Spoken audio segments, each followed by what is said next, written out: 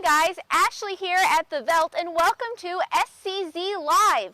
Today we have Jonathan with us and he's going to tell us a little bit about what's going on behind us. Yeah, so a lot of people have been curious before we closed what was going on with this exhibit, or now it's one, but it used to be three. So we kind of figured we would give you guys a little sneak peek of what's going on, as well as tell you some of the changes that needed to be made, or still need to be made. So a lot of you might know that this was our warthog exhibit. And then over here, kind of where that tree and that machine is, was our zebra exhibit. And further over was at one point our bongo, and then another zebra when we had moved them over there. But now we are making this into one very large mixed species African exhibit. So as you can kind of tell, right where I'm at actually used to be water. There was a moat that went and separated all three of these exhibits along the whole front and then down both sides of them. But because we have decided to turn it into one large mixed species exhibit, that was one of the first things that had to be changed, was we had to fill all this in. So a ton of sand and a ton of dirt was trucked in to fill this moat in, as well as many other things that needed to be changed. Because we still have our zebra and the warthogs provided us with a kind of a learning process of what else we had to change in the exhibit to make it a mixed species exhibit. As many people know, warthogs are diggers. They're really big rooters, and they do make quite the dens, or the holes in the ground. And because of that, part of their exhibit has, fence or a barrier built underground, so that way they can't dig their way out. However, the old zebra exhibit did not have that, so that is one of the things that has to be added. And you can kind of see the guys working over here, or hear them. That's part of the thing that they're doing now. Plus, we also had to add in a bunch of more piping and a bunch of more electricity for different style drinkers, because the way that a pig would drink versus zebra is drastically different. So we had to add new drinkers as well as power it, or get power to it, to keep them warm so that they won't freeze in the winter. Excuse me. Now, as you can kind of see, the construction guys have done a lot of work. There's still a lot more to do. There's still got a lot of leveling. We're hoping to eventually have grass in this exhibit.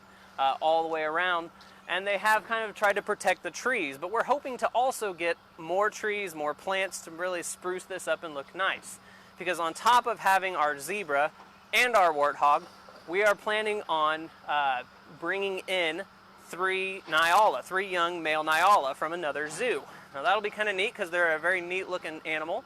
If none of you have ever seen it, they will be new here to Sedgwick County, and so because of that, there is also a lot of other things that we've had to think about that we would want on this exhibit. And one of them is a divider wall through this whole exhibit going this direction. Now it won't be right here, it will actually be a little further down, but that will help us to separate them in case we have any problems, or we have an older one, or one that just we want to separate for training purposes. So because of that, we'll have to also, on that wall, we'll have to build two gates, so that way we can separate them. And we'll have to have a gate on one end and a gate on the other. So it'll be kind of like a circle, so that way one potentially won't trap another one in the corner. Now we hopefully will never have that issue, but it's something that should always be planned for, especially when dealing with mixed animals that are all going to be very different. So it'll be really neat to see. We're excited to have them. And then over here, I can kind of show you guys some of the stuff that I was talking about in regards to what we had to do, or having to do, for the pigs. Now Jonathan, what is a Nyala? They're another hoofstock creature. They're a pretty good sized, medium to large sized hoofstock animal. They have a really kind of nice grayish color in their stripes. And they have some really interesting horns that are kind of spiral. They're pretty neat. I don't know if anybody that is watching this remembers our bongo. They're a lot smaller than them, but they're very similar in their attractiveness, so to say. They are a very interesting creature, and the neat thing is that since we're getting three young males, we're hoping that they'll be very active, and we can do a lot of training and a lot of stuff for the public for them. Now, where do our hippos fit in all of these renovations? They are still out there. You probably can't see, but way down there, our hippos are still down there. They're still doing fine. We have had to keep them in a few times because, as you can kind of see along the back wall over there, another thing we had to add were this little overhang there's cables on there, but they might not show up on the camera. And because of that, the hippos had to stay in for a little while because the construction workers were over there just kind of close to their exhibit. Can you spell Nyala? Nyala. We had a friend who wants to Google it. Oh, okay. They're neat looking. I could describe it all you want, but you're just going to have to look them up. They're really neat. Or, hopefully, when we reopen, you guys can all come out and see them. All right, so let's take a look at some of the modifications you guys are doing for the warthogs. Yeah, absolutely. So if you want to come this way. So you can kind of see we have this concrete wall here, this little stem wall. And then down over here by our gate, you can kind of see there's a little bit of concrete over here as well. Well, that concrete goes down into the ground because, like I was saying, the pigs will dig their way around. They'll sometimes create these divots so they can wallow in them, mud in it, but a lot of times they also just like to lay and dig and sleep in them. And if we didn't have anything down low, they could just tunnel their way out. So we have to have that go pretty far down so that way they can't tunnel their way out. So that was something that we had to add along the entirety of this fence line for all 3 of the exhibits, or the other 2 essentially. All right, that is so cool. Now, you guys still have zebra though, right? Yeah, absolutely. So one of the questions we were asked before we were closing, or before we closed quite a bit, was what happened to our zebra? Do we still have the zebra? How are they doing? And the answer is we still have them. They're doing great. But because of the construction, they were not able to go on exhibit. Now we do still have them in their back stalls, as well as we have some outdoor stalls for them that they can still spend their time in. And they're doing very well. We're still, giving them lots of care, doing lots of training for them, especially now that they are not able to be on exhibit. Do you think we might be able to get a sneak peek of those zebra? Absolutely. If you come on this way, you guys can come and see them. And just to give you guys a heads up also, they are sometimes a little shy in their back areas. It's kind of like you could see it as their bedrooms or their homes. So they're a little bit more shy back there than they would potentially be on exhibit, but hopefully you guys can get to see them here pretty soon. So if you want to come on here, and I'm going to pass over to Blake here in just a minute. Blake, excuse me, did get to go to Africa here recently, and so he specifically for Grevy zebra, which are the subspecies that we happen to have. So he can tell you quite a bit about that, as well as about our specific zebra.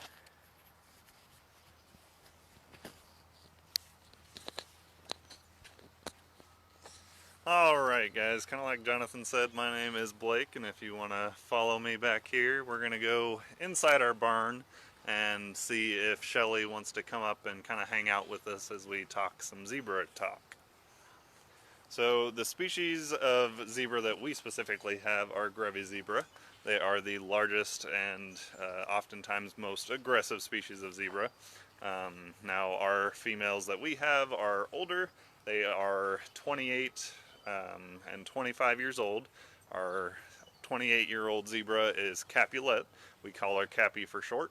And our 25-year-old zebra is Shelly Ann, and she came to us from the St. Louis Zoo.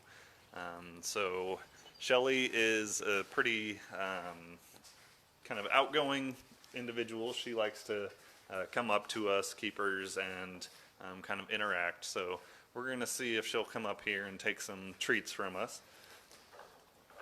Good girl, Shelly. So, like I said, this is Shelly Ann. She is a Grevy zebra.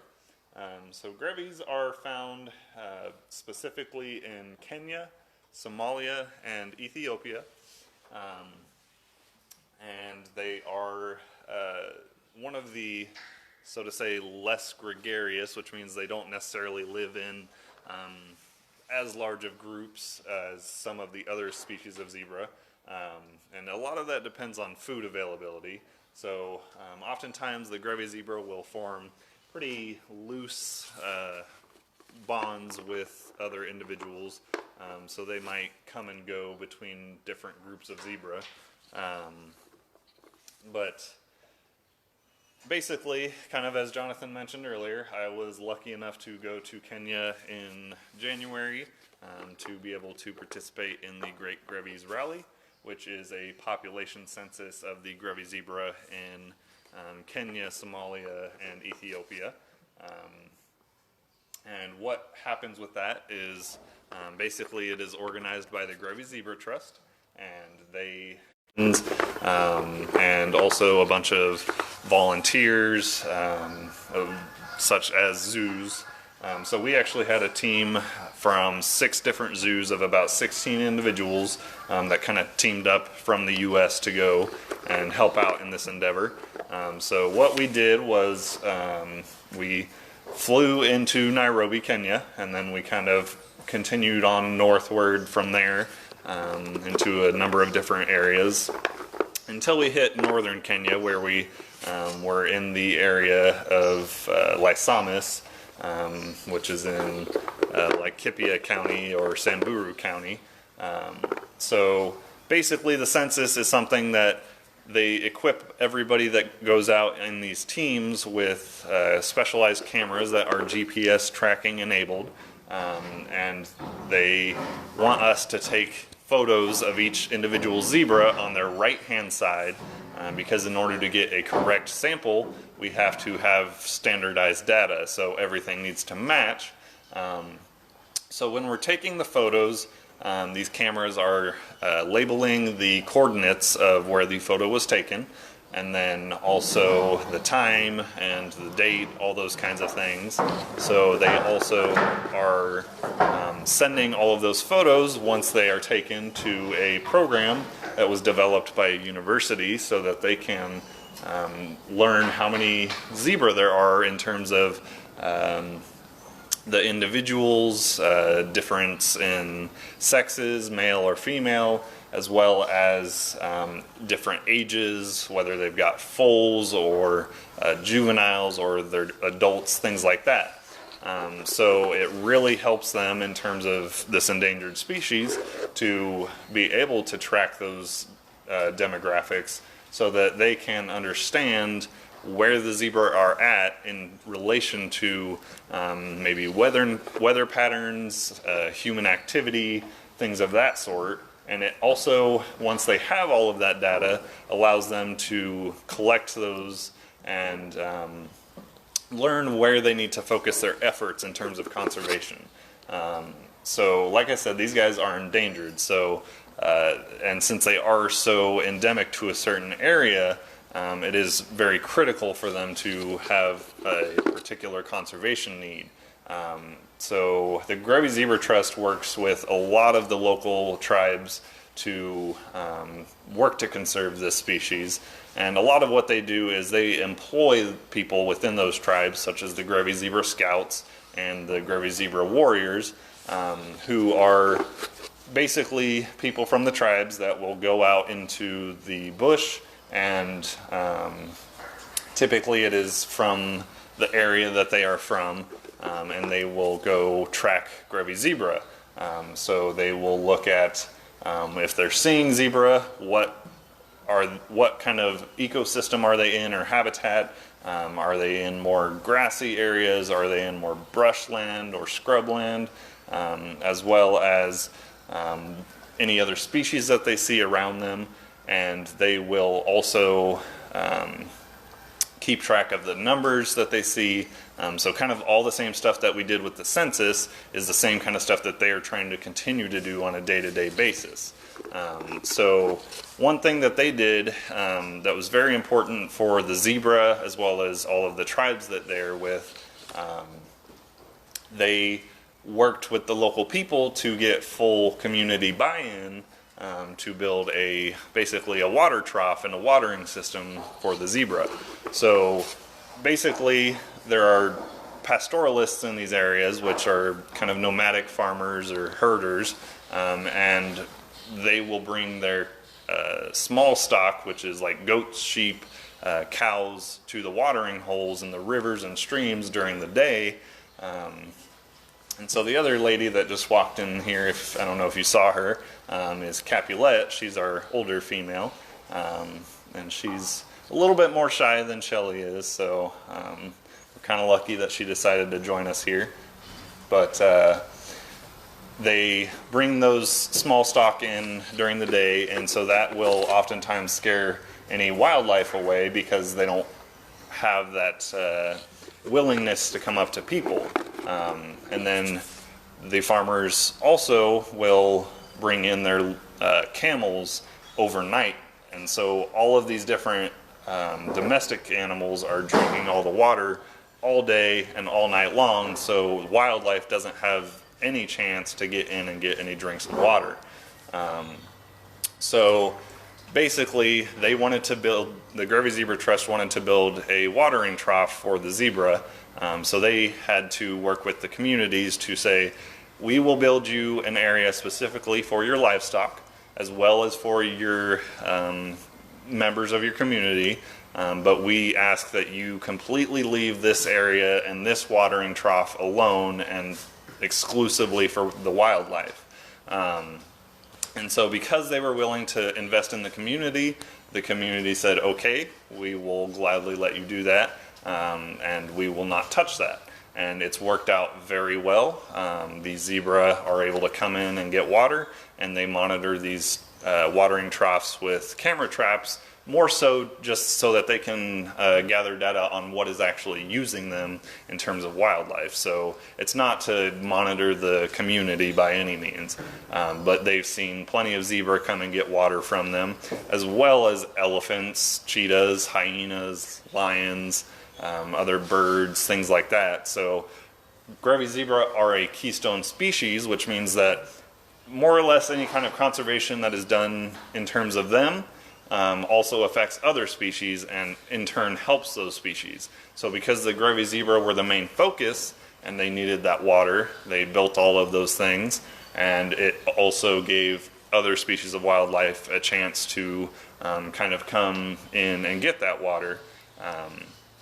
So through that census and through all of the local scouts and warriors and everything in the communities, they get all of those data so that they, like I said, can learn where they need to focus those conservation efforts. So that was just one success story that we were able to learn about while we were over there. But it was truly an incredible experience to be able to go over there, meet the Grevy Zebra Trust team, and learn what they're doing every day on the ground with their communities. So like I said, these are the Grevy Zebra, and I think Ashley may have a few words to close us out here, and thanks for watching, and we hope to see you guys soon as everything kind of calms down and allows us to.